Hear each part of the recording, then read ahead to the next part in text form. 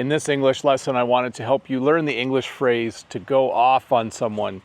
When you go off on someone, it means you get angry. It means you're annoyed with them. They've done something that has really annoyed you, and then you are angry. You might even be yelling. Sometimes people have a really mean boss and they're afraid to talk to their boss because their boss might go off on them. That's not a nice thing to do, and you shouldn't ever do that. I know when I was a kid, there was a teacher at my school where students were afraid to talk to that teacher because that teacher might go off on them. That teacher had a tendency to go off on people. That teacher would get really angry and yell for the silliest reason. So I don't do that. I don't go off on people very often. It's pretty rare for that to happen. The second phrase I wanted to teach you today is just to go off. I didn't want you to be too confused. An alarm clock can go off. A timer can go off. Maybe you're making something in the kitchen and you set the timer for 10 minutes. When 10 minutes is up, the timer will go off. It simply means that it will start beeping.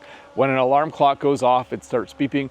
And then when a timer goes off, it starts beeping to tell you that time is up. So to review, to go off on someone means to get mad at them, to yell at them, to be angry, and to not be very nice to them. And then to go off simply means for a device like an alarm clock or a timer to start making a beeping sound. But hey, let's look at a comment from a previous video. This comment is from Know That. And it says here, "It's great that despite the constant rain, you were able to complete the installation of the new windows as planned and without any major problems or delays, and hopefully without any injuries, Bob. How many windows did you replace? All in one area floor or in different parts of your house? Thank you, sir. Have a wonderful day." And my response, we replaced 5 windows and a door. I'll show the door in the lesson today. So yes, we got some windows replaced. The windows were 41 years old. So thanks, Know That, for that comment. Let me show you at least one window here down in our basement. Maybe you can see this. There is a brand new window, all nicely installed and ready to kind of help us feel good during the coming winter months. It will certainly be nice to have a window that keeps the cold out. And then that window was replaced a few years ago, but we also have a new door. So I'm very happy to have a new door. This door was quite drafty. I'm not sure if you know what drafty means, but when something's drafty, it means it lets the cold air in when you don't want cold air to come in. So we have a new door here.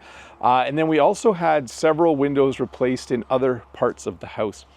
I bought this house from my parents, and the windows we replaced were the original windows from when the house was built in the early 80s. They were quite rotten and they were kind of falling apart. So it's nice to see something new. It was nice to have a little bit of money to be able to afford to replace some of those windows. We do have one window left to replace, but yes, if you look down here again, you'll see a really nice brand new basement window, and over here a second one, and then a few other windows replaced in other parts of the house. So I'm just super happy. Hopefully we save some money on heat this winter as well. Our house is very well built, but as I said, the door was drafty and most of the windows were quite drafty.